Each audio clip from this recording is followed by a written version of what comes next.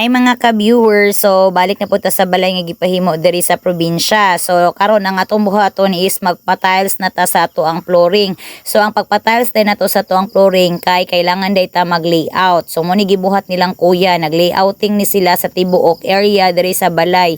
So mo na kailangan sila og measurement. So diring dapita is nagbutang na si kuya og tiles dira sa tunga kay para mo na siya ang iyahang center point nga diha siya mag-start.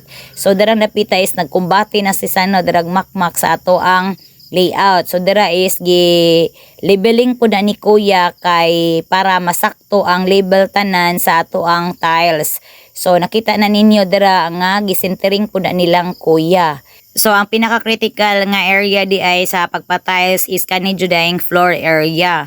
So nakita na ninyo nga nagtuyok na si kuya kay nangita siya siyang measuring tape kay iyahan ang gi-measure dira ang gikan sa tong pultahan padulong dira sa center. Og si Sano po diring dapita is nagmasa na siya kay mao na tayong gamiton para haklap dito sa ato ang tiles. So diring dapita po si kuya nakita na ninyo nga gi-measure gid na niya ang sidings. O nahuman naman to siya dito sa pultahan karon diri na po siya sa kilid. So ang iyang purpose ani is para ma-open daw ang ato ang pultahan. O nakita na ninyo dira nga iyahan na po nang gi-level dira ang ato ang measuring tape sa ato ang pultahan. So diring dapita is no start na si kuya og haklap anang first nato nga tiles. So diha na si kuya magbutang og tiles diha sa center kay para ma-balance niya ang tibuok area. So dapat gyud sa center ka magbutang og first basta mag-flooring ka dire sa ato ang floor area para makabalance ng ato ang pagpa-tiles. Unya dapat ang ato ang pagpa-tiles dili siya bungol, dapat puno gyud siya og semento sa ilalom. So wala lang ta nagamit ani og adhesive no kay pwede ra man ni ceramic ra man ning ato ang tiles, dili man ni siya katong porcelain. So diring dapita nakahuman ni si kuya og duha, so iha tong gigamitan og level. So diring dapita na sad is nakapasol na gyud si kuya. So mo na niya hang update dire. So iniguman niya og taod sa tiles kay iyaha din ang butangan og leveling kung ang tanan nga iyahang nataod is levelized bagyud siya. Kay lain pud no ang at ubang area nato mubo ang uban taas. So kailangan jud na siya i-level.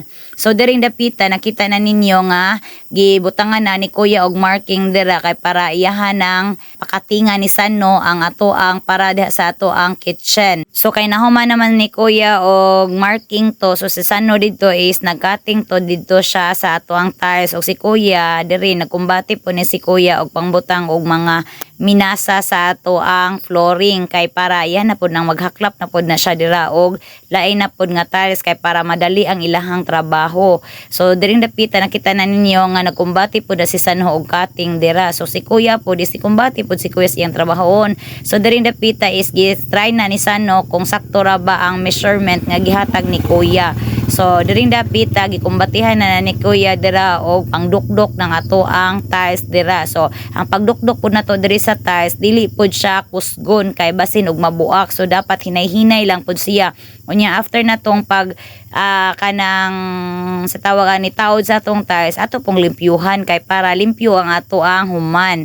So nakita na ninyo nga gikumbati ng kuya. So iyaha jud nang tan-aw din hapod nga nasakto ba pod ang tanan nga mga minasa dira sa ilalom.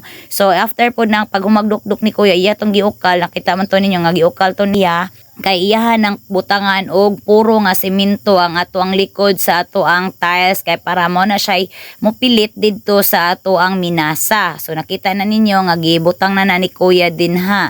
So ingon ani ang pag-tiles na ampong diri sa amo ang flooring. So ingon ani ang gibuhat nilang kuya. So every time ni kuya nga mahuman siya sa iyahang paghaklap, iyaha gid ang limpyuhan kay para makita niya kung levelado bagid siya or dili. So dirang dapita kahuman iyan na po nang gimakmak og balik.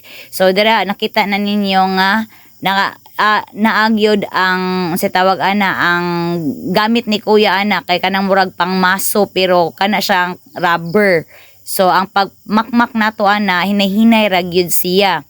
So niingon si kuya nga ang ato ang pagkanang tiles diri dapat ang pasado gyud sa pag tiles di ay kay kanang naagyoy sulod sa ilalom nga kanang inigdukdok nimo dili siya kulangan kanang puno gyud siya. So kay namang goy possible daw nga kung maglinog-linog ang katong tiles nga kulang og simento is mo crack to siya tapos mo ulbo siya tungod kay kulangan ang atong simintos. So daghan kayong salamat sa inyong suporta.